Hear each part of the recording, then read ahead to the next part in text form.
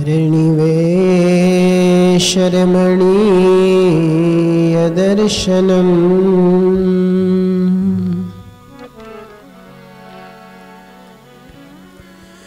मन्दहासरुचिराननाम्बुजम्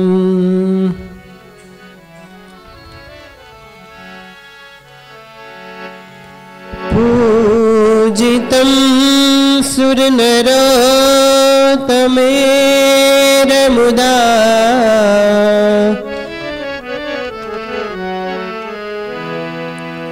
धर्मनन्दनमहं विचिन्तये।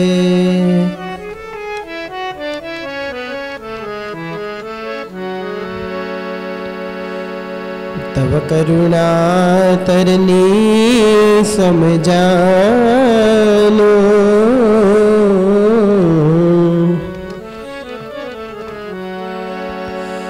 तमयज्ञान निवारण मानो।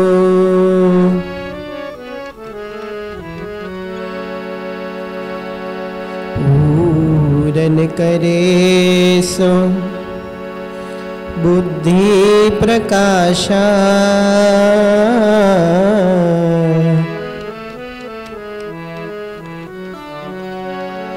सब पदार्थ सुजे सब आशा। सब पदार्थ सुजे सब आशा।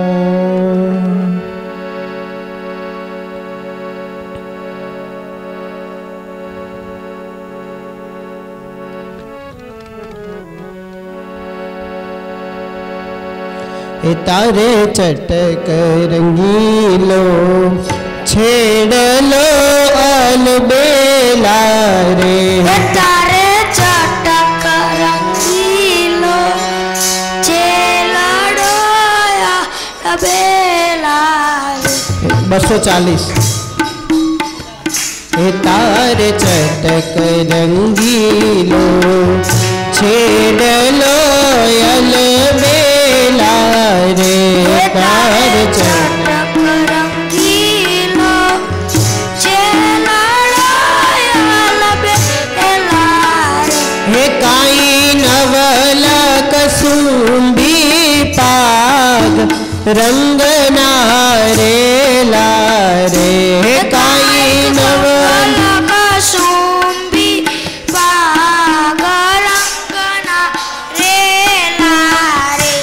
तारे चटक रंगीलो छेड़ लो अलबेला रे। तारे चटक रंगीलो छेड़ लो अलबेला रे। शीर अजब पलंगी शोभती अलबेला रे। शीर अजब सोपति अलबेला रे। हे है रामा राख्या लाग रंग नारे लारे। है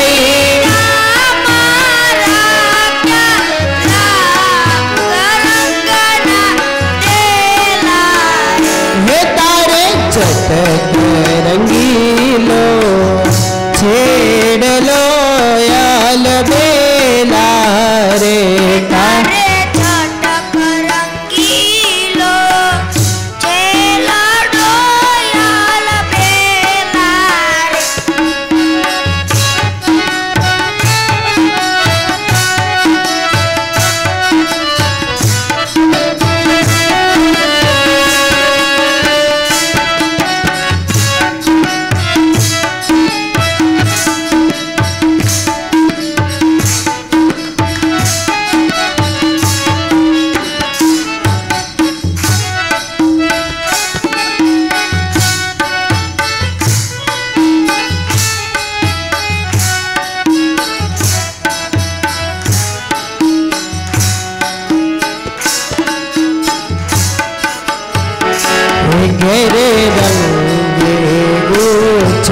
गुलाब नाल बेला रे घेर रंगे गुच्छ गुलाब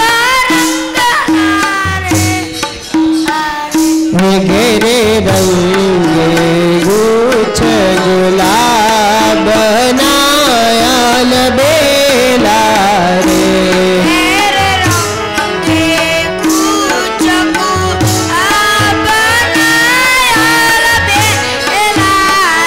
ये जोई भ्रमर में ते ठोर रंगना रे लारे जोई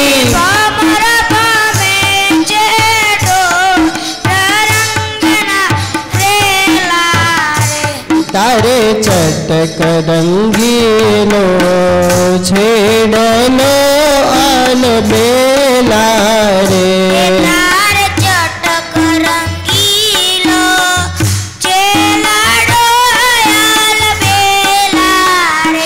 मोड़ी छायु मोती रे आल बेला रे मोड़ी छायु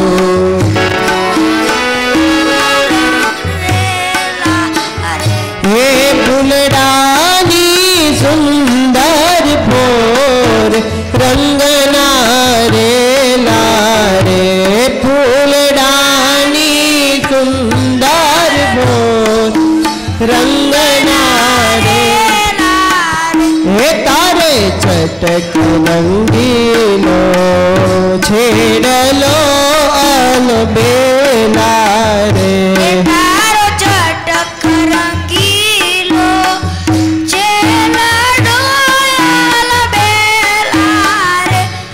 तारी पागलड़ी ना पेच मारे आल बेला रे तारी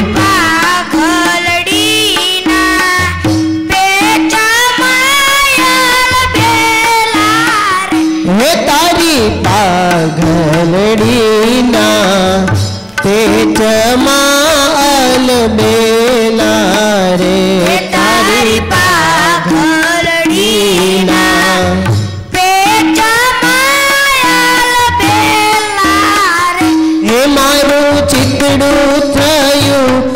चकचूर रंगना रे लारे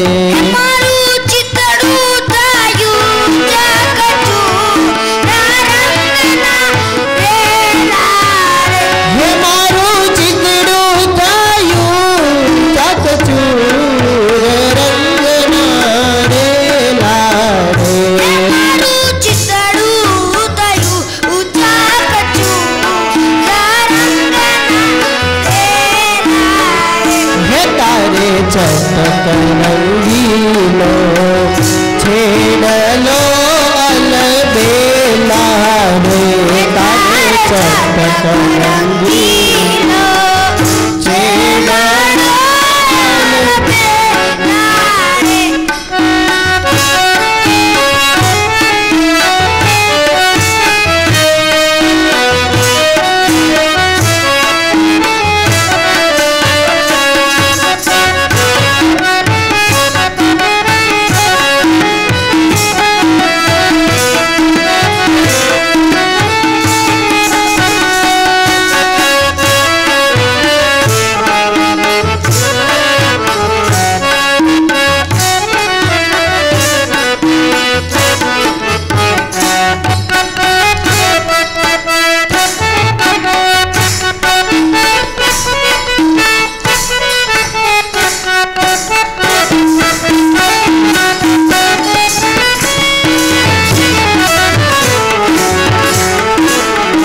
ब्रह्मानंद कहतारी मूर्ति अल बेला रे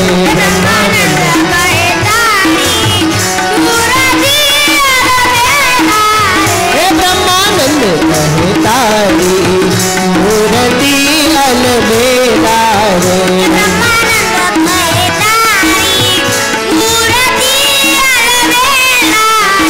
गण दीठे गेली तूर रंगना रे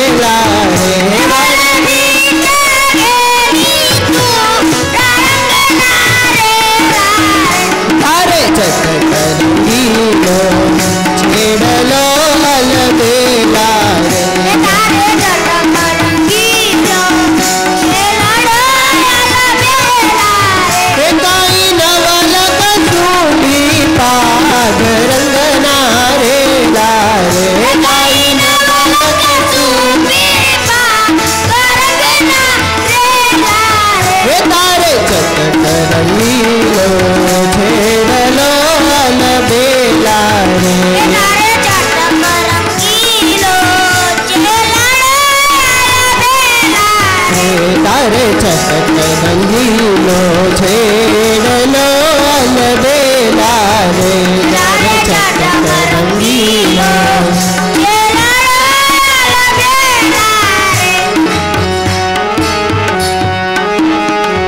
अनंत कोटि ब्रह्मांड के सूखा अनंत कोटि ब्रह्मांड के सूखा अनंत कोटि ब्रह्मांड के सूखा अनंत कोटि ब्रह्मांड के सूखा हरि चरित्र आगे सब लूखा हरि चरित्र आगे सब लोग हो हरि चरित्र आगे सब लूखा हरि चरित्र आगे सब लोग हरि चरित्र बिन और रस चाहा हरि चरित्र बिना रस चाहा हरि चरित्र बिन और रस चाहा हरि चरित्र बिना रस चाहा तो नर सुख के भूले है तो नर सुख के भूले सोनर सुख के भूले है सोनर सुख के भूले है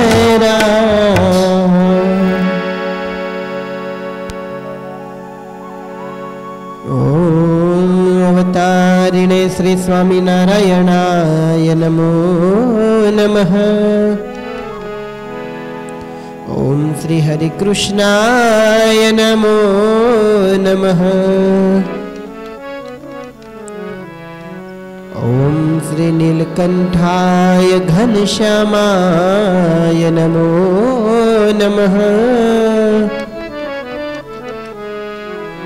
ओम श्री सहजानंद स्वामिने नमो नमः बोलो स्वामी नारायण भगवान नर नारायण देव बाल स्वरूप श्री घनश्याम राधा कृष्ण देव। वाला भक्तजनों, આજે તારીખ 26 જાન્યુઆરી 2022 અને આપણા ભારતનો પ્રજાસત્તાક દિવસ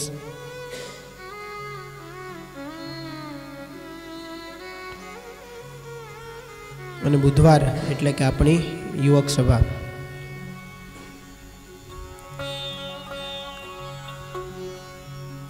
સ્વામી વિરમ ગામ છે, ગામડે બધા સત્સંગ વિચરણ માટે ગયા એટલે આપણે આજે અહીંયા ભેગી સભા બંને લઈ લીધી।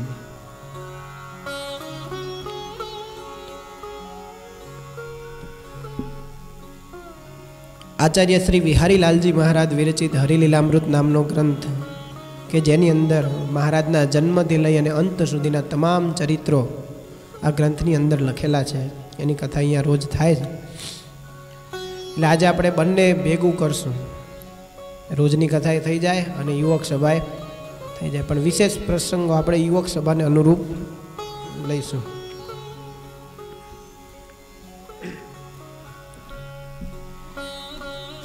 શ્રીજી મહારાજ વન વિચરણમાં છે, વન વિચરણ મહારાજે 7 વર્ષ કર્યું। એમાં મહારાજ નીલકંઠ વર્ણી વેશે ફરતા ફરતા હવે મહારાજ છેક દક્ષિણ ભારતમાં કે સાઉથ ઇન્ડિયામાં પહોંચ્યા અને મહારાજ ફરતા ફરતા એ તિરુપતિ બાલાજી આદિ જે બધા મંદિરોના દર્શન કરી ત્યાંથી હવે રામેશ્વર તરફ જાય છે કે જ્યાં રામચંદ્ર ભગવાને સમુદ્ર ઉપર સેતુ બાંધ્યો અને રસ્તામાં એક જંગલ છે, એમાંથી મહારાજ અનેક ભક્તોને એ જંગલમાં જે કયો એનો પણ ઉદ્ધાર કરતા મહારાજ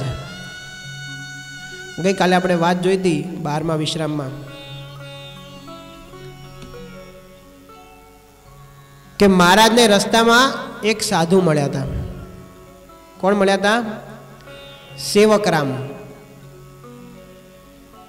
એને બીમારી હતી, એના શરીરમાં એટલી પીડા હતી, અને બિચારાને ઝાડા પેશાબ બધું પથારીમાં થતું, એટલી પીડા થાય બિચારાને.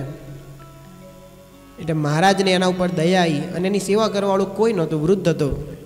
તો મહારાજે પોતે જાતેની 2 મહિના સેવા કરી. એના કપડાં બધું મહારાજ જાતે ધોતા, એના માટે રસોઈ ભગવાન કરતા, એને જમાડતા, બધી રીતે. એક માંદાની કેમ સેવા કરવી પડે, બધું સેવા મહારાજે જાતે કરી. પણ 2 મહિના સુધી સેવા કરી, એ સાજો થઈ ગયો, પણ એને જરાય ભગવાનની આટલી સેવા કરી ભગવાને એની, તો પણ એને જરાય ભગવાનની સેવાની કદર નહીં. વિચાર કરો, મહારાજ એની સેવા કરે, એ પૈસા આપે એટલે ગામમાંથી મહારાજ બધી વસ્તુ માંગી આવે, એના માટે લોટને બધું લાવીને રસોઈ કરે, મહારાજ એને જમાડે, પણ એ ભગવાનને એવું ના કે તમે જમો. એને કોઈ દિન જમવાનું 2 મહિનામાં ક્યારે પૂછેલું નહીં ભગવાનને. કેવો હશે કહો? પણ તોય 2 મહિના એને હાજુ ના થયો ત્યાંથી ભગવાને સેવા કરી. એનું જમવાનું બધું પતી જાય પછી મહારાજ પોતાના માટે ગામમાં ભીખ માંગવા જાય, ભિક્ષા માંગે બધા ઘરે ઘરે, જે મળે એ મહારાજ જમે. આવડા મોટા ભગવાન હતા તો એમણે આટલી સેવા કરી. પણ 2 મહિના પછી એ સાજો થઈ ગયો, પણ તોય પોતાનું વજન બધું મહારાજ જોડે ઉપડાવે, અને એ ખાલી આગળ હેડે એકલો. પછી મહારાજ જાણે આ તો સેવા શ્રી હરિએ કરી એવી, બીજો કોઈ કરે નહીં તેવી. મહારાજ એની એવી સેવા કરી કે આવી કોઈ સેવા કરે નહીં. આવો સ્વભાવ હોય તો કોણ સેવા કરે?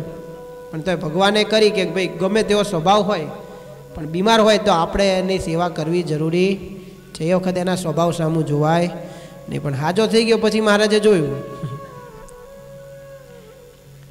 પછી જાણ્યો કૃતજ્ઞ જ્યારે, તેનો ત્યાગ કર્યો હરિ ત્યારે. પછી જાણ્યું મહારાજે કે આ તો કૃતજ્ઞ છે. કે કૃતજ્ઞ કોને કહેવાય? 2 હોય, કૃતજ્ઞ અને કૃતજ્ઞ. કૃતજ્ઞ એટલે કે જે કરેલા ઉપકારને ભૂલી જાય. તમે એનું ગમે એટલા ઉપકાર કરો એની ઉપર, પણ એને કંઈ એની પડી હોય નહીં, એને કૃતજ્ઞ માણસ કહેવાય. અને કૃતજ્ઞ એ હંમેશા યાદ રાખે કે આ વ્યક્તિએ મને કંઈક મારા જીવનમાં આની કંઈક ફાળો છે, તો મારે હંમેશા એને વફાદાર થઈને કે એના માટે હંમેશા રહેવું જોઈએ. એનો ઉપકાર ક્યારે ભૂલે નહીં. અને એમાંથી પછી આપણે ઘણી વાત કાલે જોઈ હતી, ને બીજી વાત આજે જોવાની છે. આજનો વિષય જે છે આપણે મુખ્ય, કે આપણે કેવા બનવું.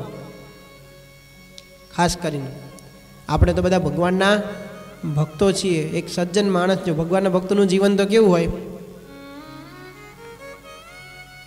કે એના જીવનમાંથી બીજાને પ્રેરણા મળે કે નહીં, આપણે કંઈક આવું બનવું છે. આજે આપણે જે મહારાજ વખતે જે બધા હરિભક્તો હતા એ બધાના આખ્યાનો ઘણીવાર કથામાં આપણે લઈએ છીએ. કેમ લઈએ છીએ? એમાંથી પ્રેરણા મળે કે આ લોકો કેવું જીવન જીવે, કાં તો કોઈ એવા સમાજ માટે પણ કોઈ એવું જીવન જીવી ગયા હોય, એની પ્રેરણા લઈએ. આજે આ 26મી જાન્યુઆરી તો આપણે જે દેશ માટે જે લોકોએ પોતાની જાન આપી દીધી હોય, પોતાનું કંઈ પણ દેશને અર્થે કર્યું હોય, તો એ બધાને આપણે યાદ કરે. એનો અર્થ એટલો થયો કે જે ખાલી પોતાના માટે જીવે છે એને કોઈ દુનિયા યાદ કરતી નથી, એના જીવનની કોઈ વેલ્યુ નથી. કેમ કે તો બધાય કરે, એમાં કંઈ મોટી ધાડ મારી નથી. તમે પોતાનું કરો, તમારા પરિવારનું કરો, એટલા પૂરતું જીવન એક કુંડાળામાં પૂરું કરી દે છે જે માણસ.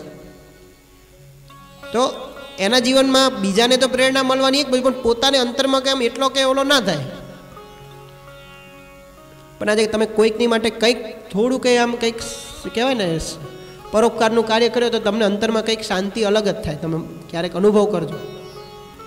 ખાલી પોતાના સ્વાર્થ માટે જીવવું અને બીજાના માટે જીવવું, એમાં જમીન આસમાનનો ફરક. એટલે આપણે આ કૃતજ્ઞ શબ્દનો 2 રીતે, એક તો આપણે પહેલાં તો આ સંસારની અંદર એક આ લૌકિક દ્રષ્ટિએ વિચારીએ તો પહેલાં તો જે ગૃહસ્થ આશ્રમમાં તમે બધા છો, તો પહેલાં તો તમારી ઉપર સૌથી વધારે ઉપકાર કોના હોય? કોના હોય ઉપકાર? મા બાપના ઉપકાર હોય. કે મા બાપે તમે નાના હતા ત્યારથી અત્યારે જ્યાં છો ત્યાં સુધી પહોંચાડવાની પાછળ એમનો હાથ છે, એમને મોટા કર્યા. એ તો જે પરણ્યા છે ને પછી જ્યારે છોકરા મોટા કરવાના થાય ત્યારે એને સમજાય કે ઓ બાપા પાણી આવી જાય. તો એ ઉપકાર આપણે ક્યારે ભૂલવો જોઈએ નહીં. કોણે? ગૃહસ્થ માટે. ત્યાગી માટે એની નથી કીધું. ગૃહસ્થ માટે એની પરમ ફરજ છે કે જ્યાં સુધી એ ગૃહસ્થ આશ્રમમાં છે ત્યાં સુધી એના મા બાપની સેવા કરવી. મહારાજે શિક્ષાપત્રીમાં પણ કીધું એની પવિત્ર ફરજ છે. પણ આજે જોઈએ છીએ કે મોટા ભાગનો તમે સમાજમાં જુઓ તો આજે થોડીક ઉંમર થાય ને, અમુક આમ કહેવાય ને, સમજો ને 14-15 વર્ષની ઉંમરે પહોંચે છોકરાઓ, પછી એને હવે મા બાપને બધામાં બહુ પછી આમ મળતું ના આવે, ભળે નહીં એમની જોડે. એ પછીની ઉંમર, કે યુવાનો અવસ્થા બધાને એવું નથી હોતું, પણ મોટા ભાગે આવું જોવા મળે. કોઈક જ એવા હોય કે જેને એમ ખરેખર અંતરથી લાગણી હોય કે એને અનુકૂળ થઈને રહેવું, હું કેમ રહું તો એમને એમના આશીર્વાદ મારા ઉપર રહે.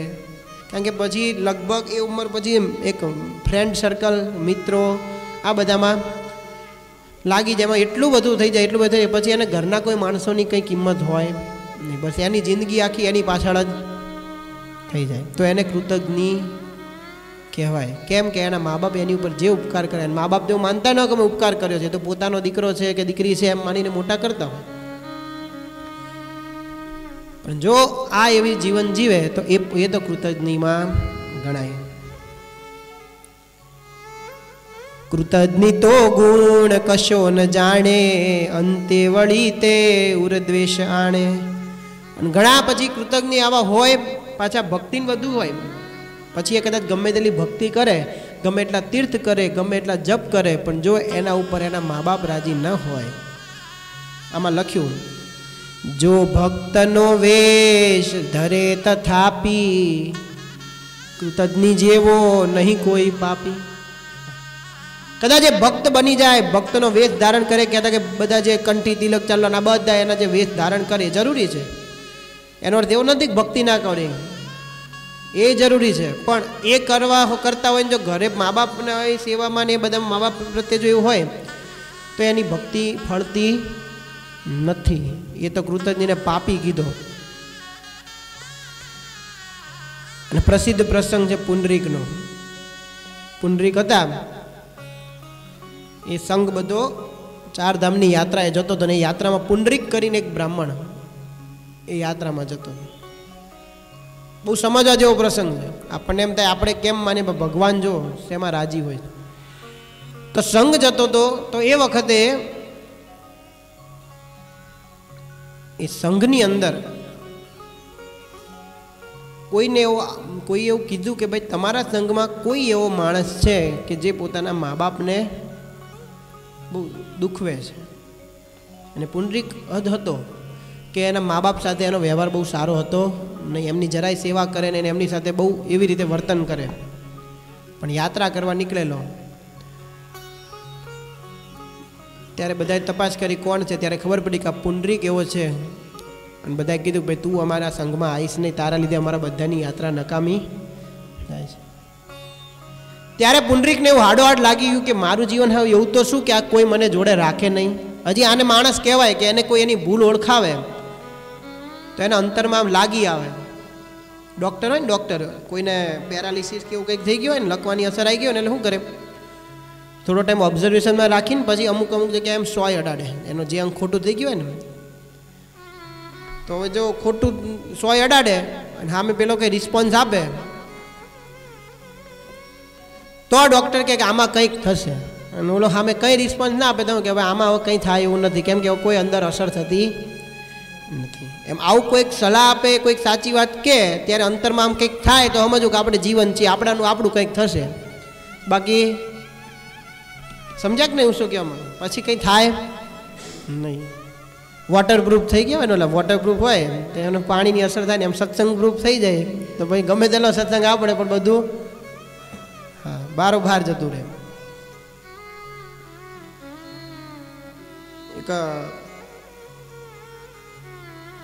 એક ભાઈ હતા, રોજ કથામાં જાય, ડેલી એનો નિયમ, એ રોજ કથા સાંભળે. કે રાજા હતા, એના ત્યાં ભૂદેવ રોજ કથા કરવા જાય, અને કથામાં બધી ભૂદેવને શું રાજા પાસે જાય, રાજા હારી હારી દક્ષિણ આપે, એટલે બ્રાહ્મણને હારી રાજાને હારી લાગે એમ કથા કરે, ને રાજા સાંભળે ના કરે. આનું કામ થાય ને રાજાને એમ થાય કે આપણે કંઈક સારું કામ કરીએ. એક દિવસ આ ભૂદેવને કંઈક પ્રસંગમાં જવાનું થયું એટલે એણે કીધું રાજાને કીધું કાલ હું આવી શકે નહીં. રાજા કે મારે કથા વગર નહીં ચાલે. તાકે તો એક કામ કરતો મારો છોકરો છે એને મોકલી છે અને મારે જેટલું નહીં પાવતું પણ તમારો દિવસ નહીં પડે કથા સંભળાઈ દેશે. છોકરાને કીધું. છોકરો ગયો કથા કરવા.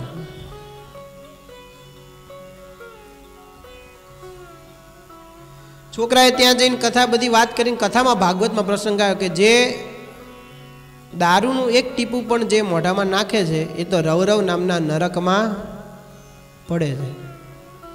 રાજા જાગી ગયો. અરે આટલી બધી વાર મેં ભાગવત સાંભળ્યું તારા બાપા જોડે કોઈ દાડે એમણે તો આવું કીધું જ નહીં. અને હું તો કે દારૂની મહેફિલો તો અમારે ખૂટતી નથી.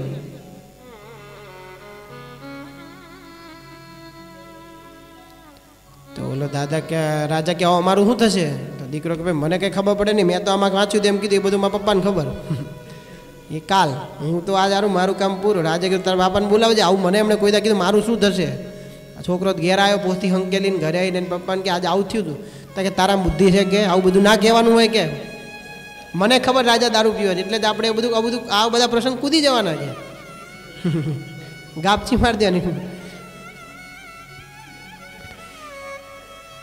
તો કે ભાઈ મને તો એવી ખબર પડે નહીં. તો કે શું કરો? કંઈ નહીં કહો કાલ તમને બોલાય તમે સંભાળ લેજો. ગયા બીજા દિવસે પૂછે. રાજાએ પૂછ્યું કે ચાલુ કર્યું મંગલાચરણ કરતા કે એ બધું પછી પહેલાં અત્યારે મને કાલનો જવાબ આપો કે મારું શું થશે? કાલ તો આવું આવ્યું હતું કે એક ટીપું દારૂ પીવે તો રવરવ નામના નરકમાં જાય છે. રાજા કે અમે તો કેટલોય દારૂ પીતા હશું તો મારું શું થાય? ત્યારે ભૂદેવ કે જો રાજા આમાં એવું હોય મારો છોકરો છે ને ના એના હજી બીજી કેવું લાંબી ખબર પડે નહીં. આ બધા જવાબો અમારા જેવા વિદ્વાન જોડે હોય કે કારણ કે એને ખબર જો ખબર પડે કે મેં આવું કીધું નથી ને રાજાને તો રાજા આપણો વારો પાડી દે કાલથી આપણી કથા બંધ થઈ જાય અને આપણી દક્ષિણા આવે બંધ થઈ જાય બધું. કારણ કે આમાં શું લખ્યું કે એક ટીપું જે દારૂ પીવે એ નરકમાં જાય, બાકી જે માપ બાર પીતા હોય એને કંઈ થાય નહીં. એક ટીપું પીવે ને એની જ વાત છે. એટલે તમ તાર પીધે રાખો. હવે આમાં કોનું સારું થાય? હવે આ ભૂદેવ આખી જિંદગી કથા કરે અને રાજા આખી જિંદગી સાંભળે તો કંઈ ફેર પડે?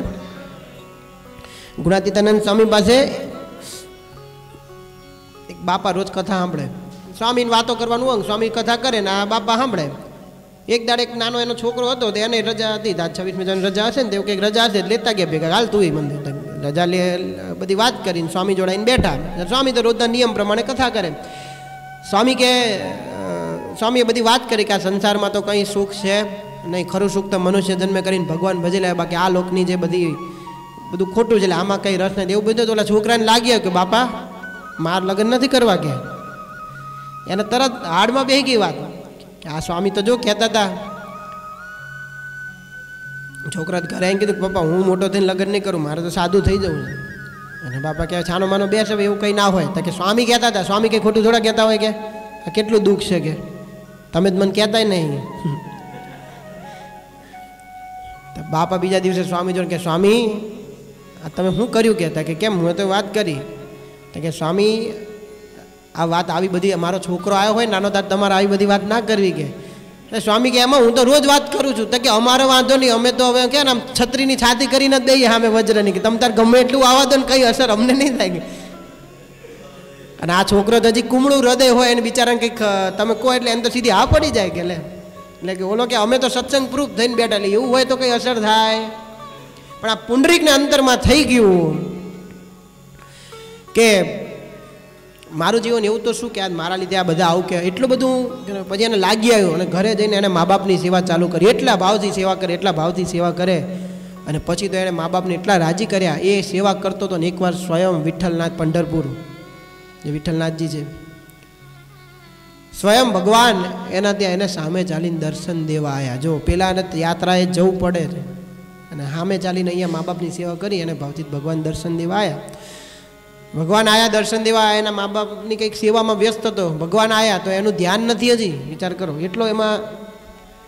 ભગવાને કીધું કે હવે પુંડરીક આજ હું તને દર્શન દેવા સામે ચાલીને આવ્યો છું, મને કંઈક તારું ધ્યાને નથી. તો કે અત્યારની થોડી વાર રહીને અત્યારે હું મારા મા બાપની સેવામાં છું. ભગવાનને કહી દીધું લો.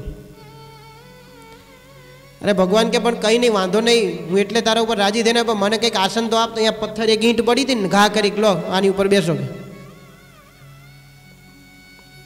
અને ભગવાન ત્યાં બેઠા. આજની તારીખમાં એ પંઢરપુરમાં ભગવાન ત્યાં જ બિરાજમાન ભગવાનની મૂર્તિ છે. આ વિઠ્ઠલ નામ પડ્યું ને, વીટ એટલે ઈટ, વીટ એટલે ત્યાંની ભાષામાં ઈટ કહેવાય. એ મહારાષ્ટ્રથી આગળ જાઓ ને એટલે એની ભાષા મરાઠી કે જે ભાષા એમાં વીટ એટલે ઈટ. એ ઈટ ઉપર ભગવાન ઉપર એટલે એનું નામ વિઠ્ઠલ પડ્યું. વિઠ્ઠલા હરિ ઓમ વિઠ્ઠલા ગાય છે ને, એ આખો પ્રસંગ આ પુંડરીકના લીધે, એક મા બાપની સેવાના લીધે થઈને ભગવાન ત્યાં સ્થિર થઈ ગયા. આજે હજી એ જ ઈટ ઉપર ભગવાનના દર્શન થાય. તો આને કહેવાય એ મા બાપને એને જે જન્મ આપ્યો એને એની સેવા કરીને એ ભગવાનને રાજી કરી લીધા. વચ્ચે એક પ્રસંગ સાંભળ્યો હતો રાજકોટની અંદર, એક વૃદ્ધાશ્રમ, એના ઓટલે એક દાદીમાં બેઠા હતા. અને બિચારા એને જે ત્યાંના સંચાલકોએ વાત કરી કે તમે કેમ બેઠા? કે મારે આ વૃદ્ધાશ્રમમાં મને રાખો, મારે આમાં રહેવું છે. તો કે અમારા વૃદ્ધાશ્રમનો નિયમ છે કે જેને કોઈ દીકરા ના હોય એને જ અમે રાખીએ છીએ, જેને દીકરા હોય તો અમે એને રાખતા નથી. એવો અમારા વૃદ્ધાશ્રમનો નિયમ. કીધું મારે કોઈ દીકરા નથી, રાખ્યા. 1.5 મહિનો થયો, ત્યાર પછી સંચાલકોને ખબર પડી, સંચાલકોને એ વખતે ખબર પડી કે આ દાદી મને તો 3 દીકરા છે, 3 દીકરા છે, છતાંય પણ એ વૃદ્ધાશ્રમમાં રહે છે. એટલે તરત બધા આવ્યા. સંચાલકોએ દાદી માને કીધું, માજી તમે કેમ જુઠ્ઠું બોલ્યા? તમારે તો 3 દીકરા છે ને મને એવું કંઈ નથી, પણ આ વૃદ્ધાશ્રમનો નિયમ છે અમારે કે જેને દીકરા હોય ને અમે રાખતા નથી. ત્યારે દાદી માના આંખમાંથી આંસુ આવી ગયા કે મારે 3 દીકરા છે પણ એક દીકરો મને રાખવા તૈયાર.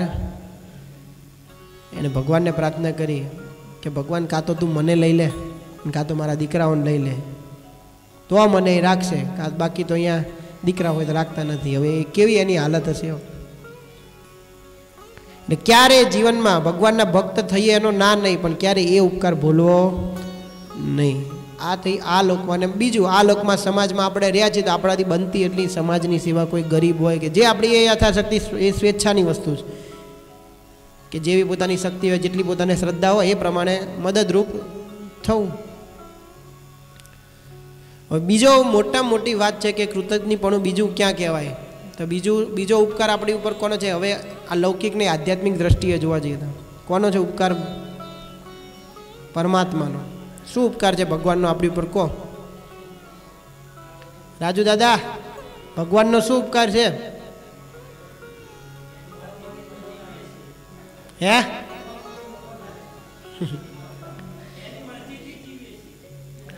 પહેલો ઉપકાર તો એ બ્રહ્માનંદ સ્વામીએ બહુ અદ્ભુત લખ્યું, કહા કહું હરી કરુણા તેરી, પશુ મિટાઈ મનુષ્ય મોહે કીનો, પશુ મિટાઈ મનુષ્ય મોહે કીનો, અન્ન જલ પોષત सांझ सवेरी करुणा तेरी. શું મોટો ઉપકાર! 4 વ્હીલર હતા આપણે બધા, સમજો છો ને? 4 વ્હીલરમાં 4 પગ હતા. આ મનુષ્ય જન્મ સિવાય જેટલી યોનિઓ છે બધા 84 લાખ યોનિમાં આપણે ભટકીને આવ્યા છે. એ પશુમાં હતા ને એમાંથી પશુ મિટાઈ મનુષ્ય મોહકીનો, એમાંથી આપણને પહેલા તો માણસ બનાવ્યા ને, એ જ મોટો ભગવાનનો ઉપકાર છે કે આપણને ચાન્સ આપ્યો કે આ 84 લાખ જાતના ફેરા છે એનીમાં તું ભટકે છે, એમાંથી બહાર નીકળવાનો એક જ આ મનુષ્ય જન્મ છે કે જેમાં રહીને ભગવાનની ભક્તિ કરીને, ભગવાનનું શરણું સ્વીકારીને પોતાનું કલ્યાણ થાય. એ મોટો ચાન્સ આપણને ભગવાને આપ્યો. અને એ જ ભગવાને ભરતખંડ કહેતા ભારત છે આપણે અહીં જે રહીએ છીએ, એ જ એમાં મોક્ષનું સાધન સહેલાઈથી થઈ શકે છે. અને એમાં એ સત્સંગમાં જન્મ આપ્યો. કેટલી મોટી કૃપા ભગવાનની! આવું ક્યારે વિચાર્યું હોય તો આપણને એમ થાય કે નહીં ખરેખર કૃપા. આ તો આપણે કોઈ ખબર આવું વિચારતા ના હોય એટલે આપણે એમ થાય કે આપણે તો એ જિંદગી છે, જલસા કરો, મોજ કરો ને, ક્યાં કોઈ છે. પણ નહીં, એ ભગવાનના ઉપકાર છે આપણી ઉપર. આપણે આની પહેલાંનો પ્રસંગ હતો, એમાં નીલકંઠની રસ્તામાં એક રાક્ષસ હતો. રાક્ષસને મહારાજે એના માથે લાત મારી અને એને આશીર્વાદ આપ્યા અને કીધું કે જા તું સત્સંગમાં જન્મ ધારણ કરીશ ને રતો બસ્યો મહાન ભક્ત થયો ને પછી ભગવાનના ધામમાં ગયો. તે રાક્ષસમાંથી માણસ કોણે બનાવ્યો? એક ગામની અંદર એક મંદિર બનતું હતું. અરે ગુણાતીતાનંદ સ્વામીને સંતો ગયા તો મંદિરની વાડી હતી, ખેતર. તો એ હરિભગતને સાચવવા આપી હતી. એટલે હરિભગતે ખેતરમાં એક પોતે એક માણસ રાખ્યો હતો અને બધી વાડી બધી સાચવતો હતો. તો સ્વામી જ્યારે આવ્યા ને તો જોયું તો વાડીમાં ખેતરમાં જે બધું એકદમ વ્યવસ્થિત આમ બધું જે એનું સાચવવા એકદમ સારી સાચવણી હતી. સ્વામી જોઈને બહુ રાજી થાય કે તમે આ વાડીનું ધ્યાન બહુ રાખો છો, ખૂબ સારું જતન કરો છો. તો ત્યારે હરિભગતે કહ્યું કે સ્વામી મેં તો ઓલા જે એક જે ભાઈ છે ને એને સોંપી દીધું છે, ખરેખર એ ખરા લગનથી કામ કરે છે. ભલે પૈસા જે થતા હોય, ઘણા માણસો એવા હોય કે ભલે પૈસા કરતા પણ આમ પોતાનું માનીને કામ કરતા હોય. દુકાનમાં હોય કોઈક આપણા કે કોઈ ખેતરમાં માણસ રાખ્યો હોય તો આ કે સ્વામી બહુ આમ પોતાનું જાણીને બહુ ભાવથી અને એટલું સારું સાચવે છે કે મારે જોવું જ પડતું. એટલે સ્વામી કે કોણ છે એને બોલાવો. સ્વામી જોયો, સ્વામી રાજી થઈ ગયા કે તમે મંદિરની વાડી છે, ભલે તમે જે રીતે તમારે બંનેને વ્યવહાર હોય પણ તમે બહુ સારું ધ્યાન રાખો છો. ત્યારે પહેલાં ભગત કે સ્વામી આ ભગત છે બચારા, પણ એના ઘરે આટલી ઉંમર છે પણ એને દીકરો નથી, બિચારાને નિસંતાન છે અને આટલી સેવા કરે છે સ્વામી, તો કંઈક એના ઉપર કૃપા કરો. સ્વામીએ કીધું કે લાવો પાણી. ભગવાનનું પ્રસાદીનું પાણી લીધું. બાજુમાં એક લીમડાનું ઝાડ હતું, ખીજડો કે લીમડો હતો. સ્વામીએ પાણી લઈ સ્વામિનારાયણ મહામંત્ર બોલીને ઝાડ ઉપર છાંટ્યું. અને ઝાડ હોય ને એમાંય જીવ હોય, ખબર છે ને? ભણ્યા છો ને? જગદીશચંદ્ર બોઝે એવું કીધું હતું. ઝાડ હોય એમાં પણ જીવ હોય. સ્વામીએ શું કીધું કે આ ઝાડને વર્તમાન ધારણ કરાય, અને ઝાડ હવે સુકાઈ જશે, અને આ ઝાડ છે એનો જીવ તમારા ત્યાં દીકરો થઈને જન્મ લેશે. કે જાઓ, મારા આશીર્વાદ છે, લો. થોડા સમયની અંદર ઝાડ સુકાઈ ગયું અને સ્વામીએ કીધેલું કે આ ઝાડ સુકાઈ જાય એટલે એનું લાકડું કાપીને એના થડમાંથી આપણા ગામમાં જે મંદિર બને છે એનો કઠેડો બનાવજો. કે એટલે ભાઈઓ બહેનો વિભાગ અલગ કરવા માટે કઠેડો હોય ને, અત્યારે આવા સ્ટીલના છે, એવા પહેલાં લાકડાના થતા. વાંધો નહીં. આ બાજુ એવું જ થયું, ઝાડ સુકાઈ ગયું, એના લાકડું કાપ્યું, એનો કઠેડો બનાવ્યો અને મંદિરમાં રાખ્યો. અને આ બાજુ ટૂંક સમયમાં જ પહેલાં ત્યાં દીકરાનો જન્મ થયો, એનું નામ પાડ્યો ભીમો. સ્વામી એવું કીધું હતું કે એનું નામ ભીમો પાડજો. અને પણ હવે વિચારવાનું છે, એ ઝાડ હતો એમાંથી એને માણસ કોણે બનાવ્યો? એક સંતના આશીર્વાદ કે ભગવાનની કૃપાથી. પણ એ ઉપકાર ભૂલ્યો નહીં. એ જ્યારે એ મોટો થયો પછી મંદિરમાં બેસીને ક્યારેક માળા કરતો હોય, એ કઠેડાને ટેકો દઈને જ બેસે પાછો. અને માળા કરતો હોય મનમાં કંઈક કુસંકલ્પ થાય કે કંઈ મન બીજે બધે ડોલે ને, ત્યારે પોતાની જાતને ઉપદેશ છે કે ભીમા, તને ખબર છે ને કઠેડા સામું બતાવીને કે એક સમયે તું આ હતો, કેમ કે ઓલું લીમડામાંથી જ લાકડું કર્યું હતું ને એનું, એટલે કે તારી તો આ ઓકાત હતી, તું આ લાકડું હતો, ઝાડના દેહમાં હતો. એક સંતની કૃપાથી તને માણસ બનવા મળ્યું. માટે ભગવાન સિવાય બીજા આડાવાળા સંકલ્પ કરતો નહીં ને, ભગવાન ભજી લે છે. એ સંતે તારા ઉપર કૃપા કરી છે અને ભૂલતો નહીં. અને મહાન ભક્ત બન્યો. આને કહેવાય ખરેખરો કૃતજ્ઞ, કે એના ઉપર જે ઉપકાર થયા છે એને ભૂલે ને. એમ આપણા ઉપર ભગવાને બહુ ઉપકાર કરે. આ તમે વિચાર કરો તો આ અત્યારે દુનિયામાં કીધું ને રાજુ દાદા કે બધું હવા પાણી ને બધું જે આપે છે, આજે આપણે આ બધી લાઇટો ચાલુ છે, હમણાં આપણે બિલ ના ભરો 2 મહિના તો શું થાય? કાપી જાય કે નહીં? ભગવાને કોઈ દિવસ માંગ્યા સૂર્યન ચંદ્ર આપણને રોજ આપે? કોઈ દિવસ માંગે કે લાવો ભાઈ ચંદ્રના એક દિવસના 70 રૂપિયા, સૂર્યના 250? ક્યાં જ કોઈ દિવસ? આ બધું પોહાતું નથી હવે એમને એમ. ક્યાં જ કોઈ દિવસ આપણે કંઈ એનું આપીએ? આવા તો કેટલા આખી દુનિયાની અંદર આપણે રહીએ છીએ, આ બધું કોણે આપ્યું છે? પણ તોય આપણે જો પછી આટલું બધું મળ્યા, સત્સંગ મળ્યો, આટલો સંતોનો યોગ ને બધું આપ્યું, પછી જો ભગવાન ના ભજીએ તો આપણે કેવા કહેવાઈએ? સેવક રામના ભાઈ કહેવાય. ખરાક નહીં?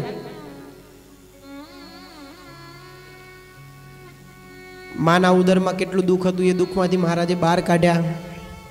આ કીર્તનમાં આગળ લખ્યું, बहार आए भयो उन्मत में जठर त्रास सब ही बिसरे रे। आ दुनिया में आयो माना उदर माथी जे पीड़ा थती थी ऊंधा माथे 9-9 महीना लटकतो तो जेવો बहार आयो बहार आए भयो उन्मत में हूँ गांडो बनी गया दुनिया में। અને એમાં યુવાનીમાં તો એવા ગાંડા થાય કે જાણે એમ થાય કે આનંદ ભગવાનને કંઈ લેવા દેવા જ નથી, હાવ ભૂલાઈ જાય. એ ઉંમર જ એવી છે, એમાં એટલું બધું આમ થાય કે કંઈક કરી નાખીએ પણ ખબર નહીં શું કરવું હોય. અને એમાંય જેની સંગત સારી નથી હોતી ને ખોટામાં લાગી જાય છે, સત્સંગથી સંતો જેને ગમતા ન હોય ને એવો બધામાં લાગી જાય, એનું જીવન તો સાવ બેકાર થઈ જાય. પેલું સ્વામીએ કીર્તનમાં લખ્યું ને, જેમ ઉંદરડે દારૂ પીધો મસ્તાનો થઈ ડોલેજી. ઉંદેડું હોય હખડું બે ઉંદેડી જોઈને તમે જપીને બે ને એમાં એને દારૂ પીવડાવી દીધો શું થાય? આમે જપીને બેહતું ના હોય એમ. એક તો યુવાની ઉંમર અને એમાં એવી બુરી સંગત ને એવા ફેલ ફતુરમાં લાગી જાય. એટલે જેમ ઉંદરડે દારૂ પીધો મસ્તાનો થઈ ડોલેજી, પણ બહાર તાકી રહી બિલાડી. બિલાડી રાહ જોઈને જ બેઠી હોય, એક તરફ મારે એટલે બધી એની હવા નીકળી જાય નહીં. એમ કાળ છે ને, કાળ મૃત્યુ એ આપણી માટે બિલાડીની જેમ રાહ જોઈને બેઠું હોય. એક જ ઝપાટો આવે એટલે પૂરું, ખબર પડે કે ગમે તેટલી ઉંદેડી કૂદકા મારે તો એનું કંઈ હાલે. પણ ઘણી ઉંદેડીઓ એટલી વટમાં આવી જાય ને, 2-4 દારૂ પી ગઈ તો બિલાડીને સામે પડે કે હે ક્યાં ગયા બિલાડાઓની નાત બહાર આવા તમને બતાવી દઉં.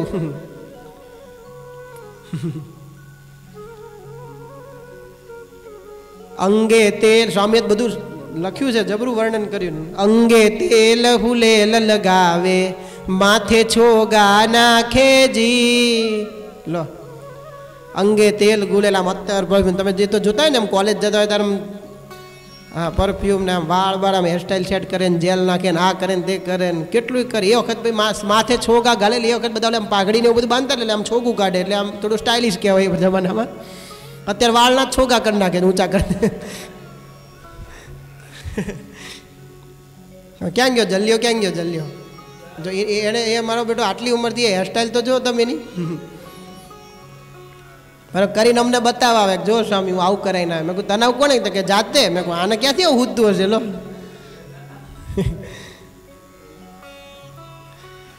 પણ એ વખતે કંઈક આમ અલગ જ આ દુનિયામાં કંઈક સારા દેખાઈ જવાનું તાન થઈ જાય છે. અને એમાં પાછું શું આ બધું ચલો ઠીક છે, ઉંમર હોય થોડા શોખ કરે, પણ ભગવાન ભૂલીને કરે ને એ મોટું. હવે આ બધામાં પછી શું ભગવાન આંબરે કહો? અને પાછું એને મનમાં કહો સ્વામીની કડીઓ છે ને આમ થોડી આપણને એમ થાય, મને કહેતા બીક લાગે, કોકને એમ થાય ખોટું ના લાગી જાય. પણ સ્વામીએ એટલી ઉપદેશમાં કડીઓ લખી છે ને, શું કીધું ખબર આગળ? મનમાં જાણે મુજ સરીખો રસીઓ નહીં કોઈ રાગીજી. એની પાસે મનમાં એમ કે માર જેવું કોઈ સારું નહીં લાગતું હોય.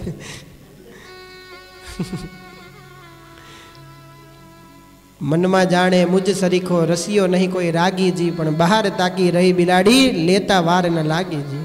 માયાની કાળની ઝપટમાં આવી જાય એટલે બધું સાફ થઈ જાય. બીજું કંઈ નહીં, કદાચ એ પોતે એમ માનતો હોય કે આપણે બધું મળી ગયું, પણ મોક્ષ બગડ્યો, મનુષ્ય જન્મ બગડી ગયો. ભગવાને જે ઉપકાર કર્યો તો એનો કોઈ ફાયદો એને મળ્યો નહીં. તો આને કૃતજ્ઞ થયા કહેવાય. એટલે ગમે તેવું થાય, સત્સંગ મળ્યો, સંતો મળ્યા, આટલો બધો યોગ થયા પછી ખરેખર આ ભગવાનને ભજી લેવા જોઈએ.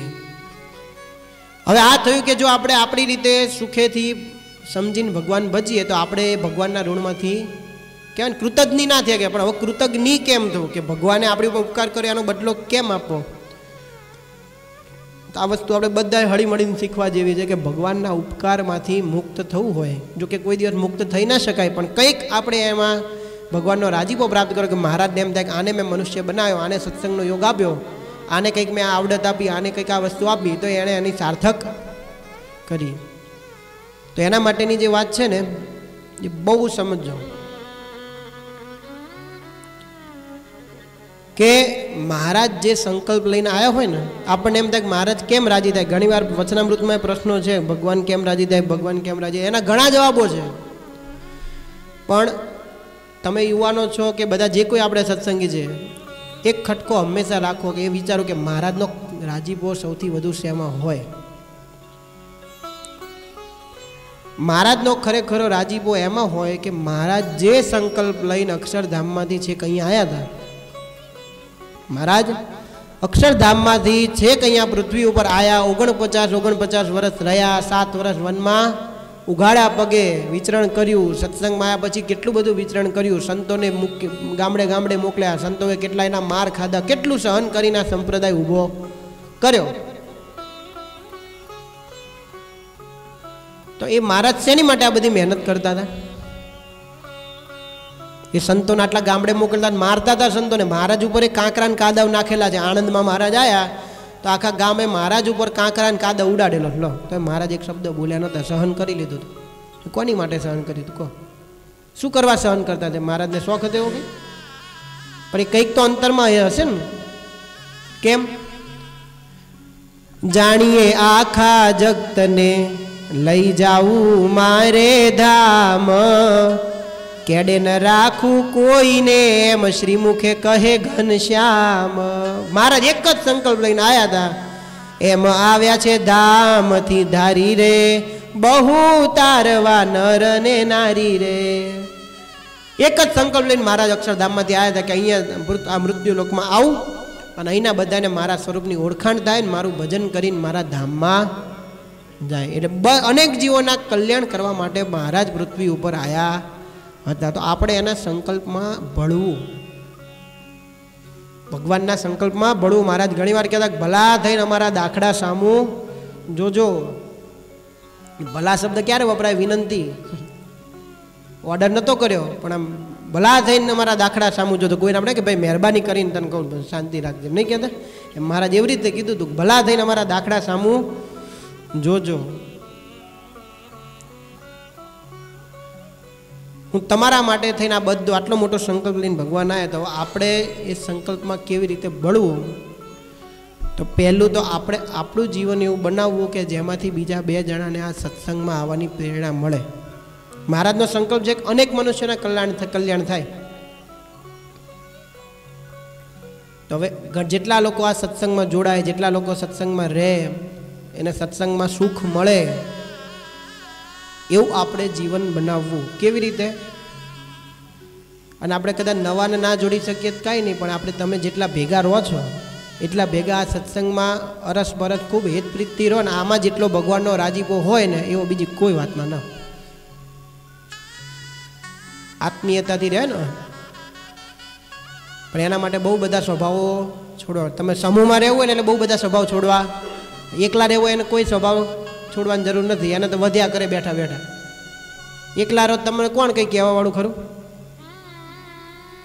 તમે જેમ ફાવ એમ કરવાનું. તમારું કોઈ ધાર્યું મરોડવાળું કરું? તમને એમ કહે કે ભાઈ આમની આમ કરો, કોણ સારું? એકલા છો, તમે જેમ ફાવ એમ કરો. પણ સમૂહમાં સત્સંગમાં ભેગા રહેવું હોય તો એકબીજાના સ્વભાવ ખમવા પડે ને પડે જ. અને આવે જ. પછી એ તમે હોય તો ભલે, હું હોય તો ભલે. તમને મારે અમે સંત હોય તો અમારે બધાના સ્વભાવ પ્રમાણે સેટ થવું પડે. તમે તમારે અમે એવું નહીં કહેતા કે અમારામાં સ્વભાવ ના હોય. સ્વાભાવિક પ્રકૃતિ દરેકની હોય. મારી કંઈક જુદી હોય, બીજાની કંઈક જુદી હોય.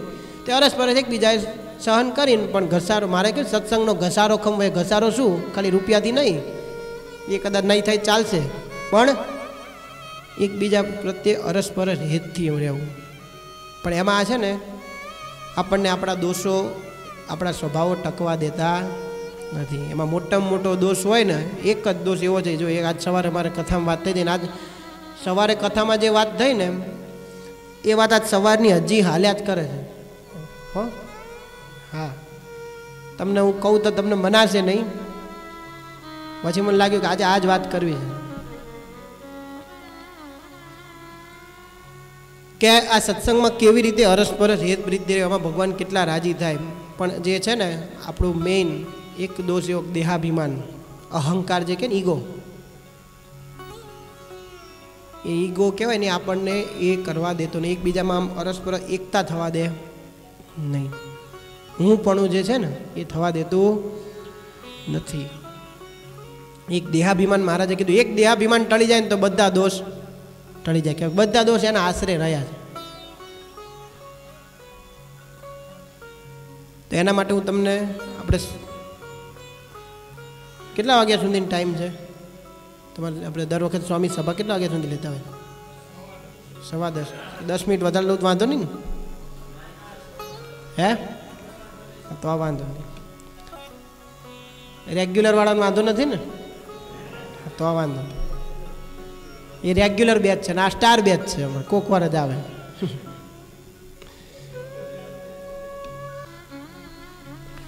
હા, તો આના માટે હું છે ને એક વચનામૃત અને એક ગુણાતીતાનંદ સ્વામીની વાતો જે આજ મારે વાંચવામાં આવી છે એના આધારે, કારણ કે અમે સવારે વાવર વચનામૃતની કથા કરતા હતા, જેઠા બાપા બધા આમ બેઠા હોય રોજ કરતા હોય, તો એમાં આ વચનામૃતની વાત આવી.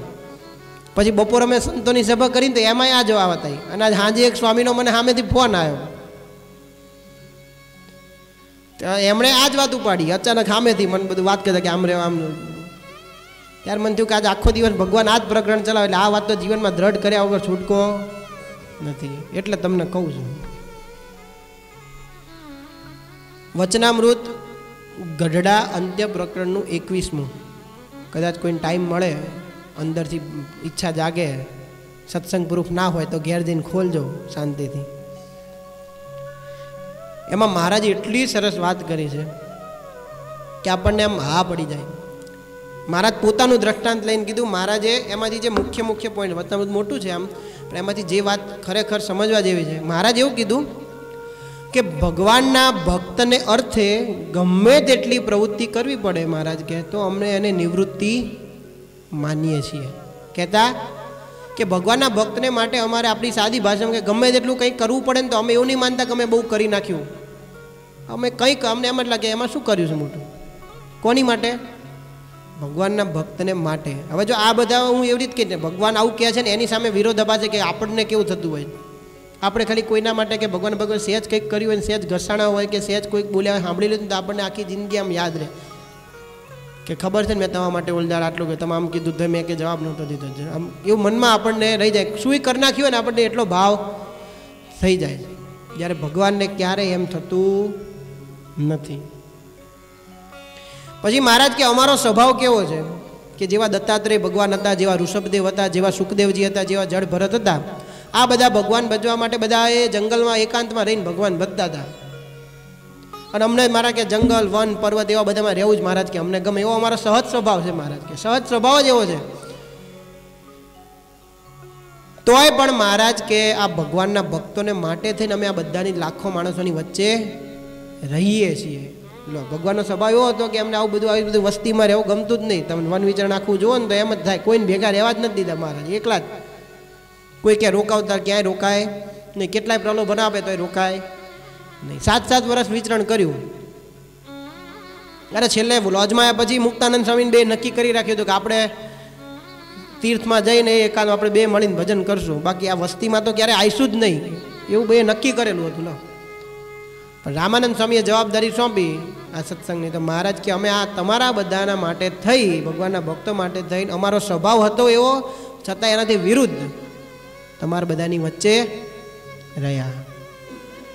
હવે વિચાર કરો, ભગવાન આટલું બધું પોતાનો સ્વભાવ છોડીને આપણી વચ્ચે રહેતા હોય અને આપણે પછી આપણા સ્વભાવ છોડી અને અંદરો અંદર ખેંચતાણમાંથી ઊંચા નાહીએ તો મહારાજને શું થાય? આપણે કેવા કહેવાય? સેવકરામ. સેવકરામનો પ્રસંગ બહુ સમજવા જેવો, યાદ રાખવાનો. બીજું પછી મહારાજે આગળ કીધું અને કે મહારાજ કે અમે કંઈ અમારા સ્વાર્થ માટે થઈને આ સત્સંગમાં રહ્યા નથી. કે સ્વાર્થ માટે એટલે કે મહારાજ કે ભગવાન માટે તો બધા કોઈ ભેટ સોગાદો લાવે, વસ્ત્રો લાવે, આભૂષણ લાવે, અલંકાર લાવે, ભગવાન માટે રોજ નવી નવી રસોઈઓ લાવે. મહારાજ કે એના માટે થઈ આ સત્સંગમાં રહેતા નથી. અમે તો કેવળ ભગવાન ને ભગવાનના ભક્તને અર્થે જ આ સત્સંગમાં મહારાજ કે રહ્યા છીએ. પછી મહારાજે કીધું, હવેને જે શબ્દો છે ને થોડા કઠણ પડે પણ સમજજો જીવનમાં. હું વચનામૃત ખોલું એટલે એના બેઠા શબ્દો બોલું એટલે કંઈ મારા ના જાય.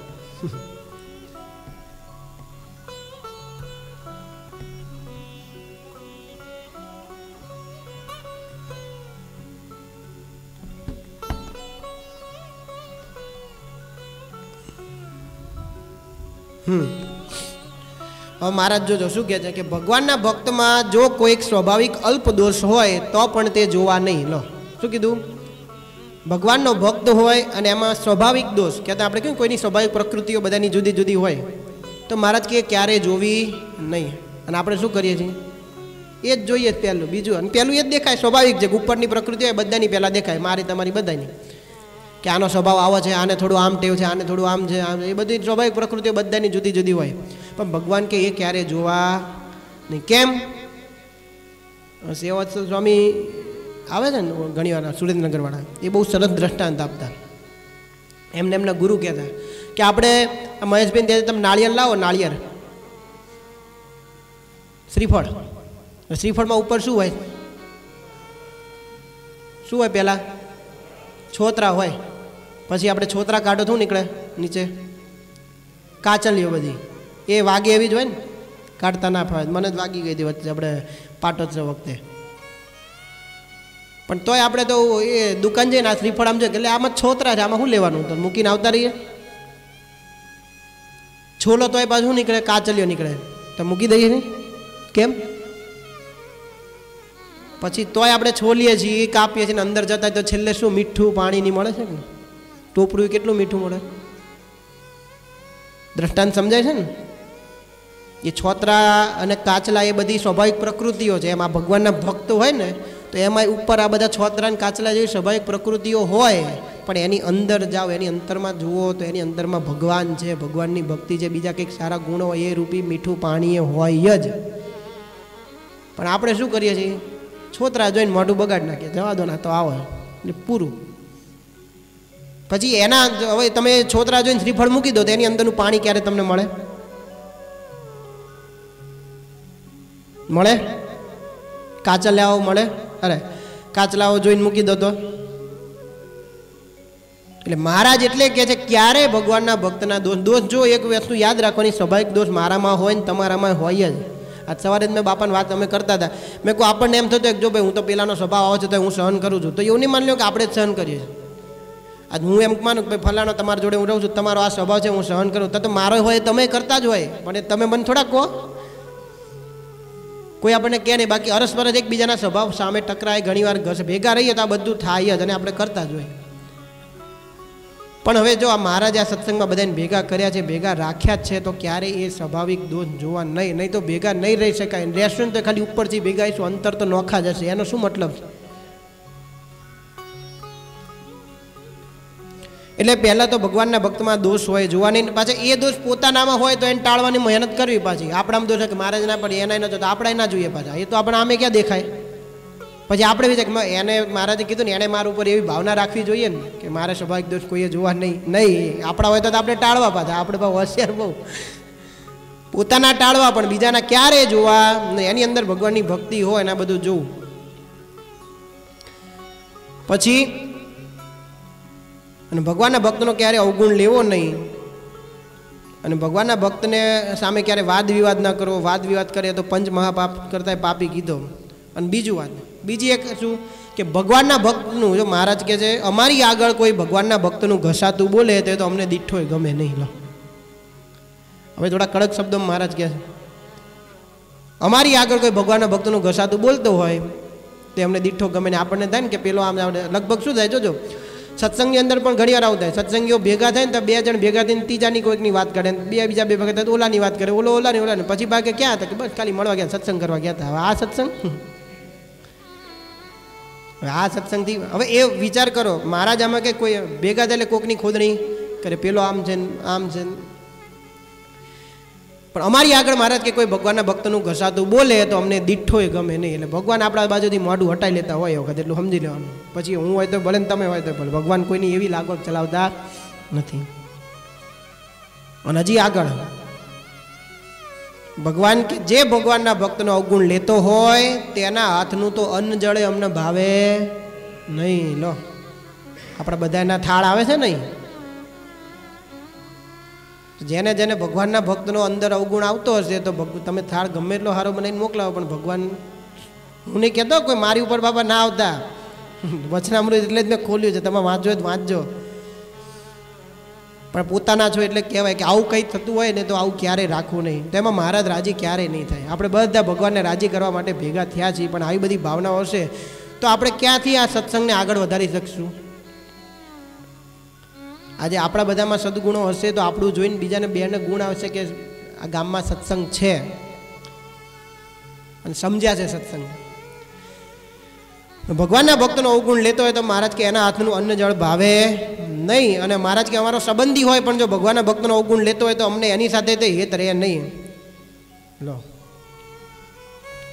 પછી હવે જે મહારાજ વાત કરે છે કે આ સત્સંગ છે, હવે મહારાજ કેવું સમજે છે. જો મહારાજ આપણને બધા માટે ભગવાનના ભક્તો માટે કેટલી ઊંચી ભાવના રાખે છે એ શીખવાડે છે. મહારાજ કે આ સત્સંગ છે એ તો અલૌકિક છે, અને જેવા શ્વેતદ્વીપ, વૈકુંઠ અને ગોલોક એમાં જે બધા ભગવાનના મુક્તો છે તે જેવા જ આ બધા સત્સંગી છે. પણ આપણને કેવું થાય, હમણાં કહેવાય ને કે નારદજી કે ભગવાનના પૂર્વે જે બધા મોટા મોટા ભક્તોના નરસિંહ મહેતા બધા હમણાં અહીંયા આવીને ઉભા રહે તો આપણને ઓહો ઓહો ઓહો થઈ જાય, ઓહો નરસિંહ મહેતા આવ્યા. પણ અહીં આપણે જેની ભેગા રહીએ એની પ્રત્યે એવો ભાવ થાય, એની પ્રત્યે આવે ને મોઢું, આ ક્યાં અહીંયા આવ્યો, મોઢા બગાડ્યો. પણ એ ના તો મહારાજ કે એ બધા જેવા મુક્તો છે એવા જ આ સત્સંગી છે. અને હજી મહારાજ કે હું તો મહારાજ કે અમે તો સર્વથી પર એવું જે દિવ્ય અક્ષરધામ એને વિશે જેવા ભગવાનના પાર્ષદો છે, કહેતા ભગવાનના મુક્તો છે, તેવા જ જો આ બધા સત્સંગી મહારાજ કે અમે ના જાણતા હોઈએ તો અમને ભગવાનના ભક્તોના સમ છે. લો મહારાજે સમ ખાધા એટલે મહારાજ વિશ્વાસ અપાવ કે હું કંઈ ફેંકા નથી મારતો, ખોટું નથી બોલતો, કે તમને બધાને અક્ષરધામના મુક્તો છે એથી અધિક જાણું છું. અને હું ના માનતો હોય તો મને બધાને સમજાવો. ભગવાન આવડા મોટા હોય જો જાણતા હોય, આટલું માનતા હોય, આટલો ભાવ રાખતા હોય હો તો આપણે શું કામ ના રાખીએ? અને બીજી એક વાત કહું, આપણે કોઈના સ્વાભાવિક દોષ દેખાય, આપણે સ્વાભાવિક છે. જો આજ અમારે પ્રશ્ન નીકળ્યો તો દાદા કહેતા કે સારું આપણને દેખાય કે આ ખોટું કરે છે, આમ કરે તો શું કરવું? એ તો આપણે નજર છે, બુદ્ધિ છે, દેખાય તો ખરું. મેં કહ્યું દેખાય તો ખરું, હું ક્યાં ના પાડું, પણ લેવું ના લેવું આપણા હાથમાં છે ને. તમે કોઈ લગ્નમાં જાઓ, રિસેપ્શનમાં કારેલાનું શાક હોય બનાવ્યું તો હોય, હવે એ તો બધું મેનુ રાખે, તો ખાવું ના ખાવું કોના હાથમાં? પરાણ કોઈ એમ મોઢું બોલીને ખવડાવવા આવે? સમજ્યા જ નહીં? મેં કીધું દેખાય કોઈના દોષ હોય ચલો તો બે રસ્તા છે. ને આપણને જો ખરેખરું હેત હોય, દોષ કોઈના દેખાય તો આપણે શું હોય કે આપણને હેત હોય તો એને પ્રેમથી સમજાવીને કહો, એને પ્રિય લાગે એવું કહો. નહીં તો આપણી ટેવ કેવી હોય, કોઈને દોષ દેખાય સીધો ખખડાઈ મારીએ એવી રીતે કહે, ઓલો ક્યારેય માને જ નહીં, ખાલી આપણને શાંતિ થાય, હાશ મેં મારી બળાશ કાઢી લીધી, કહી દીધું, તો એનાથી શું ફાયદો થયો? આપણને ફાયદો થયો, એને શું ફાયદો થયો? એટલે આપણે એનું હિત ઈચ્છતા હોય, આપણે કહે મેં તો એને સારા માટે આમાં શું સારું કર્યું? એટલે સાચું કહીએ પણ સામેવાળાને પ્રિય લાગે એવી રીતે કહો, પ્રેમથી કહો તો 100% એના દોષ સુધરે. જેના દોષ હોય ને એના ઉલટાના વધારે પ્રેમથી તમે રાખો, લો ના ફેર પડે તો. અને બીજું કે આપણને એટલું હેત ના હોય તો મહારાજને પ્રાર્થના કે મહારાજ આને સદબુદ્ધિ આપજો, પૂરું થઈ ગયું. પણ આપણે એના અવગુણ લઈએ તો આપણા અંતરમાં ઉદ્વેગ આવે ના આવે, આપણું બગડે. એટલે મહારાજ કે અમે તો આ બધાને અક્ષરધામના મુક્ત જેવા માનીએ છીએ. અને આપણને ખાલી ઉપરની પ્રકૃતિ દેખાય, કોના અંતરમાં શું છે, કોના અંતરમાં કેટલી ભગવાન પ્રત્યે ભક્તિ છે, કોને કેટલો ભગવાન પ્રત્યે ભાવ છે, કોને કેટલી સદભાવને આપણે જોઈ શકતા નથી. ભગવાન તો આપણા અંતરમાં બધા સંકલ્પો જોવે છે. ભગવાન તો અંતર્યામી છે, બધું જોવે, તમારું મારું બધું દેખાતું હોય ને એને અંતરનું. તો એ ભગવાન આટલો ભાવ રાખે. લો આપણને હમણાં બધાના અંતરમાં દેખાતું હોય તો આપણે શું ભાવ રાખીએ કોઈને પ્રત્યે? હે આ તમને શક્તિ મળી જાય કે તમે અંતર્યામી પણ આપી દે ભગવાન, કે તમે જેની સામે જો ને તેના અંતરના બધા વિચારો તમે જાણી આપશો. ભાઈ જો તમને કોઈને પ્રત્યે ભાવ રહે, ભાઈ ભગવાન બધું જાણવા છતાંય આટલો ભાવ શું જાણીને? ભગવાનના ભક્ત છે એટલે સ્વભાવ સોતા જ બધાને સ્વીકારી લેવા. અને મારે કે ના જાણતા હોય તો અમને સમજે. અને મહારાજે પછી છેલ્લે એટલું કહી દીધું કે જેનામાં આવી સમજણ નહીં હોય એનામાં કદાચ ગમે તેટલા જ્ઞાન, ભક્તિ, વૈરાગ્ય, તપ, તાપા બધું હશે, પણ જો ભગવાનના ભક્તનો આવો મહિમા નહીં હોય તો એનું બધું વૃથા થઈ જશે. અને આજ ગુણાતીતાનંદ સ્વામીની વાત એવી જ આવી હતી કે કદાચ ગમે તેટલું તપ કરે, જપ કરે, બીજા કોઈ દોષે નડતા ના હોય, બધી રીતે પૂરો હોય, પણ જો ભગવાનના ભક્તમાં આત્મબુદ્ધિ ના હોય તો એ બધું શું કરવાનું? આ સત્સંગ તો શેની માટે છે? ભગવાનના ભક્તમાં આત્મબુદ્ધિ કરવા માટે જ, અરસપરસ આત્મીયા માટે જ આ સત્સંગ છે. જે સ્વામીની વાત બપોર અમારા સભામાં સંતોની આવી હતી. અને હવે છેલ્લી વાત, પછી તમ તાર છૂટા. મહારાજે કીધું કે આપણે આજ તમે બધાએ આજે વિચાર્યું, કદાચ આજ સાંભળ્યા પછી આપણને એમ થાય કે બસ હવે આજથી આપણે સત્સંગમાં બધા પ્રત્યે એવો અહોભાવ રાખશું, પણ ક્યારેક પરિસ્થિતિ આવે ને ત્યારે આપણે બધાને એવો ભાવ રહેતો, હવડું હાલે ને ત્યાં સુધી આપણે બહુ ભાવ રાખીએ, ઓ ના ના સાચી વાત અહોભાવ રાખીએ, પણ ખામે કંઈક આમ આમાં કંઈક ટક્કર થાય કે કંઈક એવું કોઈના સ્વભાવ દેખાય, કોઈને એવું થાય ત્યારે પછી એ ભાવ ટકતા નથી. પણ ખરેખર એ ટાઈમે જ આ બધી સમજણ વિચારવાની હોય. જો શું કીધું કે જેની દ્રઢ એવી સમજણ ના હોય તો એને શું થાય, ઓલો મીણ પાયેલો દોરો હોય ને કે શિયાળામાં ચોમાસામાં તો રે કડક, પણ જે ઉનાળો આવે ને એટલે ઓલું મીણ પીગળે એટલે ઢીલો પાછો થઈ જાય. એમ મહારાજ કે જેને જ્યાં સુધી આ સત્સંગમાં જ્યાં સુધી એનું સન્માન થતું રહે, દેહ કરીને બધું સારું રહે, બધી રીતે કોઈ ધંધા બીને બધું બરાબર ચાલે, સત્સંગમાં તમને બહુ હાથ જોઈએ બધી રીતે આમ ઉપર તમે હોવ, ત્યાં સુધી મહારાજ કે એને વાંધો આવે નહીં. પણ સત્સંગમાં મહારાજ કે જરાક થોડું અપમાન થાય કે કોઈ કંઈક બે શબ્દ કહે કે કોઈ કંઈક એવું વર્તન કરે કે કોઈક શરીરમાં તકલીફ પડે કે ધંધા બીજમાં તકલીફ પડે, પછી શું થાય એનું મન પાછું હવે પાછું પડી જાય. એટલે મહારાજ કે પછી શું થાય, તોય મહારાજ કે એવું પાછો પડી જાય તો અમે એનો ત્યાગ કરતા નથી. એની મેળે જ મહારાજ કે ઓશિયાળો થઈને સત્સંગમાંથી પાછો હટી જાય. આવું થતું હોય ને ઘણી વાર, કંઈક આવું બહુ કોઈના સ્વભાવ છે ને દેખાય ને જવા દો ને બધા આમ જ છે, આપણે કંઈ આપણે શાંતિ ઘેર બેઠા ભજન કરીએ, તો એવું ઘેર બેઠા ભજન કરવાથી કંઈ ભગવાન રાજી થવાના નથી. મહારાજ કે એની મેળે જ ઓશિયાળો થઈને પાછો પડી જાય, પછી કદાચ મહારાજ કે સત્સંગી કહેવાતો હોય પણ એના અંતરમાં સત્સંગનું સુખ આવે નહીં. એમ મહારાજ હવે આટલું બધું તમને અઘરું પડે એવું કીધું, પણ એનો છેલ્લે એક ફાયદો બતાવી દીધો. જો આ બધી વાત કરીને સાંભળવામાં અને વર્તવામાં થોડી અઘરી પડે, કારણ કે સ્વભાવ બધા ભેગા રહે તો યાદ રાખજો ટકરાવાના જ છે. ભેગા રહેતા ને એટલે દરેકના સ્વભાવ જુદા, એટલે ભેગા થઈને કંઈક તો કંઈક થાય. પણ એ વખતે આટલું બધું સમજણ રાખીને તો ફાયદો શું, આપણને એમ થાય કે આટલું બધું સહન કરીને ફાયદો શું, તો ફાયદો હવે કહે છે. જો મહારાજ કેટલી એની ઉપર રાજી થાય, જોજો મહારાજ કે જેને દ્રઢ સત્સંગ હોય અને ગમે એવા દુઃખ આવી પડે તથા ગમે તેટલું સત્સંગમાં એનું અપમાન થાય, શું કીધું, ગમે એવું દુઃખ આવે અને ગમે એટલું સત્સંગમાં એનું અપમાન થાય, પણ એનું મન કોઈ રીતે સત્સંગમાંથી પાછું હટે નહીં અને ભગવાનના ભક્ત થકી ક્યારે ઉદાસ થાય નહીં, એવા જે છે એ જ સાચા સત્સંગી છે. અને એ જ મહારાજ કે અમારા સગાવાલા છે. લો શું કીધું મહારાજે, એ જ અમારા સગાવાલા છે, એ જ અમારી નાત છે.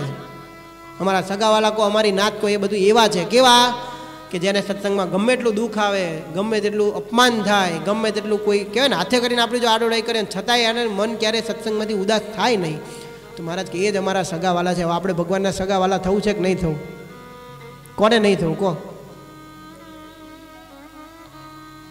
એ જ અમારી નાત છે. મહારાજ કે આ દેહ કરીને અમારે એવાની ભેગા જ રહેવું છે. મહારાજ સામે છે કે અમારે જીવતા એવા બધાની ભેગા અમારે રહેવું છે, અને ભગવાનના ધામમાં પણ એ બધા ભેગું મહારાજ કે અમારે રહેવું છે.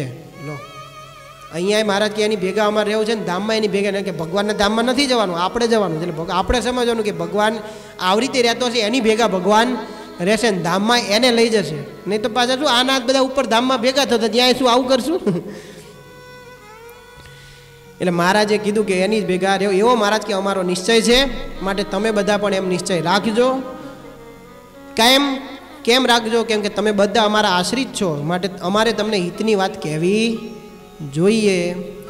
અને હિતની વાત કહેવી જોઈએ. એને મિત્ર એને જ કહેવાય કે જે પોતાના હિતની વાત દુઃખ લગાડીને કે એ જ સાચો મિત્ર કહેવાય. એ જ મિત્રનું લક્ષણ છે. માટે બધા આ વાત સમજીને રાખજો.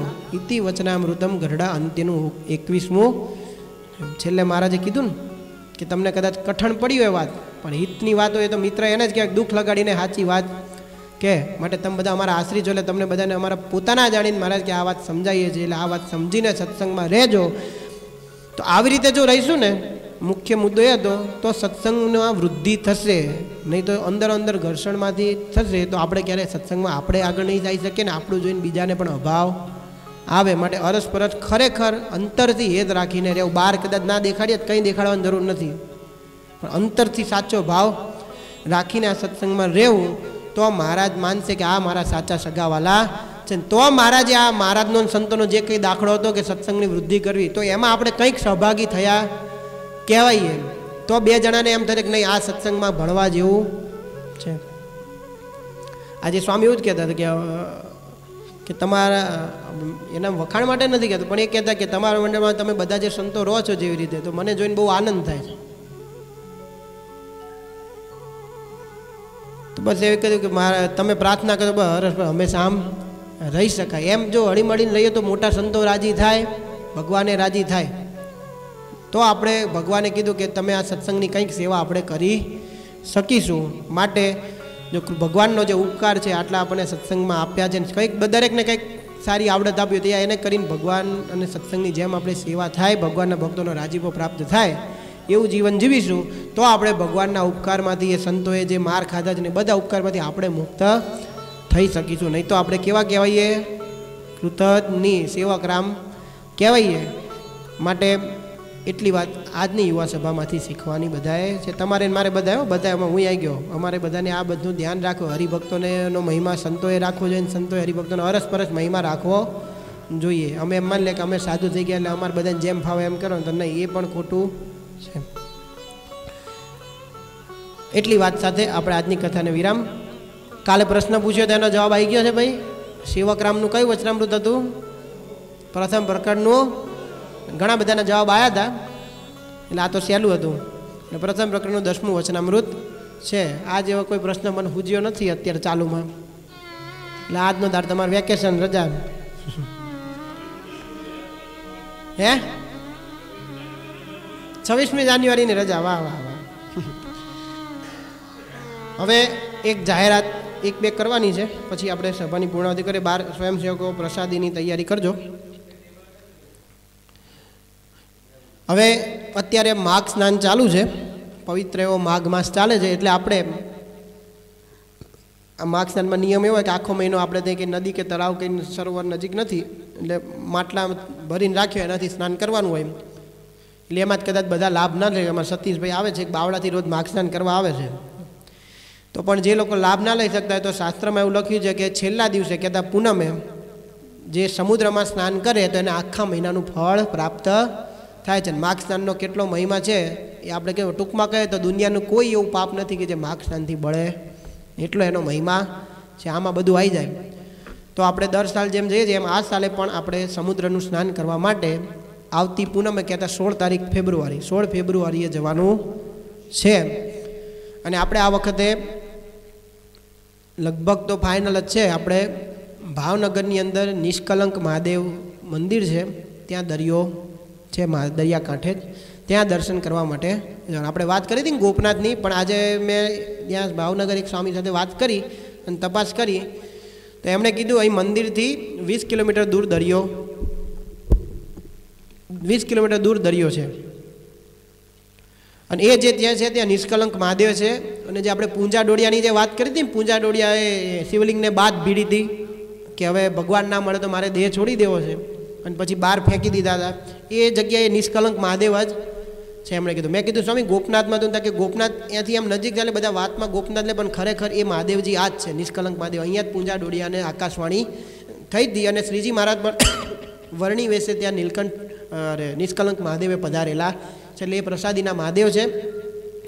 અને ત્યાં એવું છે કેમ વિશાળ મારે ત્યાં એવું છે કે દરિયામાં ભરતી અને ઓટ આવે એટલે એ મંદિર થોડું દરિયાની અંદર છે. એટલે આમ ભરતી આવે એટલે મંદિર આખું ઢંકાઈ જાય, ખાલી ધજા જ દેખાય. અને પાણી પાછું જાય ત્યારે અંદર ચાલીને જાઓ ત્યારે મંદિર મહાદેવમાં જવાય. એટલે આપણે જઈશું ત્યારે મેં પૂછ્યું ત્યારે કે સવારે 3 વાગે પાણી આવી જાય. થોડો એવો જ ધીમો કર ને, આ બંધ જ છે પણ એવું ચાલુ તો બંધ કરી દો, વાંધો નહીં. હવે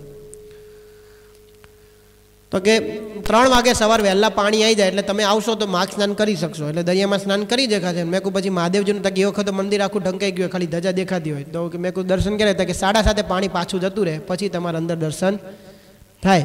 એટલે આપણે અત્યારે એવું વિચાર કે સવાર રાત્રે નીકળી જઈએ 15 તારીખે, તો સવારે વહેલા ત્યાં પહોંચી જાય, ત્યાં બધા સ્નાન કરી લઈએ. ત્યાંથી પછી મંદિર આવીને બધા ફરી ફ્રેશ થઈ અને નાસ્તો કરીને ફરી પાછા આપણે અહીંયા દર્શન કરવા, મહાદેવજીના દર્શન કરવા જઈશું. એટલે 8 વાગતા જઈએ તો પાણી પાછું જતું રહ્યું હોય તો ત્યાં દર્શન થઈ જાય. અને ત્યાંથી ભાવનગર મંદિર છે ત્યાં બધાને પ્રસાદ લઈને ત્યાંથી રસ્તામાં પછી ધોલેરા અને કમિયાળાની અંદર પણ ગોપાળાનંદ સ્વામી હનુમાનજી પધરાયેલા છે, બહુ પ્રસાદીના છે.